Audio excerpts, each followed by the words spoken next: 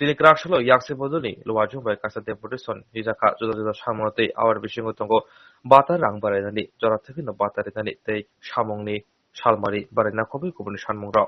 And Kalau Tula Boat, CPIM Ditcherau, CPIM Ditcherau, after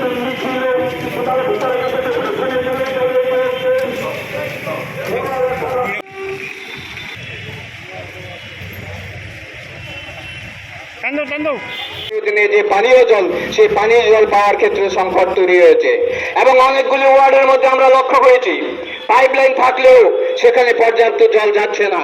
এই বিষয়গুলো বলার কোনো লোক নেই। সুতরাং আমরা ভারতের কমিউনিস্ট পার্টি মার্ক্সবাদীর পক্ষ থেকে এবং বিভিন্ন গণসংগঠন থেকে বিভিন্ন 1000 টাকা বা 2000 টাকা ভাতার মধ্যে দিয়ে একটা পরিবার চলতে পারে না। তারপরেও বামপন্থী সরকার চেষ্টা করেছিল এই গরিব মানুষকে সম্মান দিয়ে এটা সাম্মানিক ভাতা, এই ভাতাটা পর্যন্ত বন্ধ করে রেখেছে। গত 3 মাস যাবৎ এই অংশের মানুষ যারা এখনো পর্যন্ত ভাতা পান তারা গত 3 মাস যাবৎ ভাতা পাচ্ছেন না। আমরা বিভিন্ন সংগঠনের পক্ষে সোশ্যাল ওয়েলফেয়ারে যোগাযোগ করেছি, তারা বলছিলেন যে সরকার ভাতা দিতে পারছে না, আগামী 2-3 মাসের মধ্যে চালু হবে। এই অবস্থার মধ্যে দিয়ে বর্তমান সরকার গরিব মানুষের উপর বিভিন্নভাবে আর্থিক এবং সামাজিকভাবে বঞ্চনা করছে। পুজোর মরশুমের মধ্যেও তারা তেমন কোনো কাজ পাচ্ছে না। আমরা দেখেছি প্রতি পুজোর মরশুমের আগে আমাদের এই শহরের শ্রমিকদের বিশেষ ক্যাটাগরিতে কাজ দেওয়া হতো এবং বিভিন্ন বেনিফিশিয়ারি বন্টন করা হতো আগরতলা পুর নিগমের মাধ্যমে। কিন্তু এই সময়ের মধ্যে গত 2-3 বছর যাবৎ আমরা লক্ষ্য করছি এইগুলি হচ্ছে না।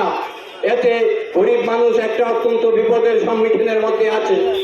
আমরা জেলা অধিকারীদের কাছে আবেদন করব আমাদের এই এলাকার যারা টুয়েলভ শ্রমিক আছে এই টুয়েলভ শ্রমিকের আরো শ্রম দিবস বাড়িয়ে দেওয়ার জন্য এবং আমরা আবেদন করব টুয়েলভের যে মজুরি 340 টাকা করে দেওয়ার জন্য। আমরা দেখেছি এই এলাকার মধ্যে বামপন্থী সরকারের সময়ে সামাজিক ভাতা পেশাভিত্তিক বিভিন্ন পেশার শ্রমিকদের মধ্যে সামাজিক ভাতা প্রচলিত হয়েছিল আমাদের রাজ্যের মধ্যে। এই সামাজিক ভাতা আমাদের এই ওয়ার্ডের বিভিন্ন ওয়ার্ডের মধ্যেও শ্রমজীবী অংশের মানুষ পেতেন। আমরা এই 2018 সালে বিজেপি সরকার প্রতিষ্ঠিত হওয়ার পর আমরা লক্ষ্য করেছি গোটা রাজ্যের মানুষ দেখেছে ভাতাগুলিকে পরীক্ষা নিরীক্ষার নামে তদন্তের নামে প্রায় 50,000 ভাতা বাতিল করা হয়েছে।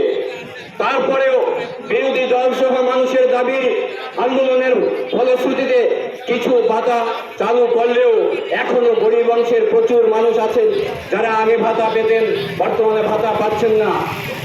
আমরা আশা করেছিলাম 2018 সালে এই রাজ্যের মানুষ আশা করেছিল যে বামপন্থী সরকারের পরে বিজেপি আইপিএফটি সরকার প্রতিষ্ঠিত হওয়ার পর গোটা রাজ্যে মানুষ একটা আশা করে উন্নয়নের ধারাকে অব্যাহত রাখবে বলে আশা করেছিল।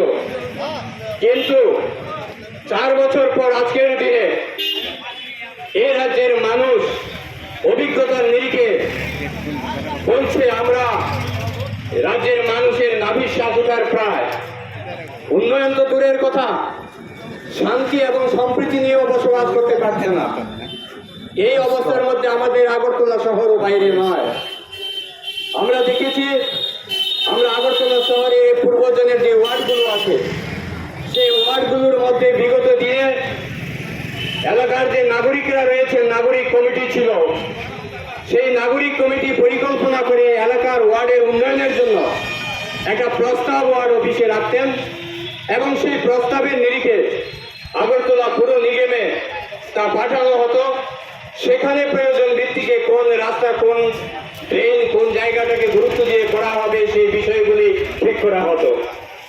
কিন্তু দুর্ভাগ্যের বিষয় গত পুর নিগমের নির্বাচনের পর থেকে আমাদের এই এলাকার তথা পূর্ব জোনের আওতায় যে ওয়ার্ডগুলো রয়েছে সেই ওয়ার্ডগুলোর মধ্যে যেই সমস্যাগুলো রয়েছে সেই সমস্যাগুলি নিরসনের জন্য কোনো পরিকল্পনা নেই। আমরা দেখেছি বিগত দিনে যে পরিকল্পনাগুলি তৈরি করা হয়েছিল সেইগুলোকেও সারাই করার কোনো উদ্যোগ নেই। রাস্তা বলুন, ড্রেন বলুন, পরিষ্কার পরিচ্ছন্নতা বলুন, এই বিষয়ে তেমন কোনো উদ্যোগ নেই। তাই আমরা প্রশাসনের দৃষ্টি আকর্ষণ করার জন্য এলাকার মানুষকে নিয়ে এই এলাকায় ডেপুটেশনে মিলিত হয়েছি। আমরা দেখেছি এই সময়ের মধ্যে বলে যে কর্মসূচি রয়েছে, রেগার অনুকরণে বামফ্রন্ট পরিচালিত সরকার গোটা শহরের শ্রমিকদের স্বার্থে টুয়েব চালু করেছিল। সেই টুয়েব বামফ্রন্ট পরিচালিত পুর নিগমের সময় 60 থেকে 65 দিন পর্যন্ত বছরে কর্মসংস্থানের ব্যবস্থা করা হয়েছিল। কিন্তু আজকের দিনে এই গত বছর যদি হিসাব করি, আমরা দেখেছি তথ্য খবর নিয়ে যে 15 থেকে 14 থেকে 15 দিনের বেশি কাজ হয়নি গোটা বছরের মধ্যে। এই অবস্থার মধ্যে বামফ্রন্ট সরকারের যে পরিকল্পনা ছিল গরিব দরদি মনোভাব নিয়ে যারা শহরের যারা শ্রমিক তাদের কাজের ব্যবস্থা করা, এই শ্রমিকদের আজকে একটা দুরূহ অবস্থার মধ্যে রয়েছেন। শ্রম দিবস কম, মজুরি কম, 7 থেকে 8টি ওয়াটার ট্রিটমেন্ট প্ল্যান্ট চালু করা হয়েছিল। তার মধ্যে 6 থেকে 7টি বামফ্রন্ট সরকার থাকাকালীন সময়ে চালু করার পরেও দেখা গেছে কয়েকটা ট্রিটমেন্ট প্ল্যান্ট 90% কাজ শেষ করার পরেও সেই সরকারের সময় চালু করা যায়নি। সমস্ত অংশের মানুষের কাছে আবেদন করব, এই গরিব মেহনতি মানুষের স্বার্থে, আইন শৃঙ্খলার স্বার্থে, শান্তি সম্প্রীতির স্বার্থে, মানুষের দাবি আদায়ের ক্ষেত্রে আপনার রাস্তা, আপনার ড্রেন, আপনার বাড়ির পরিশোধিত জলের দাবিতে সমস্ত মানুষ এগিয়ে আসুন এবং এর মধ্য দিয়ে আমরা আন্দোলনের মধ্যে দিয়ে আদায় করি।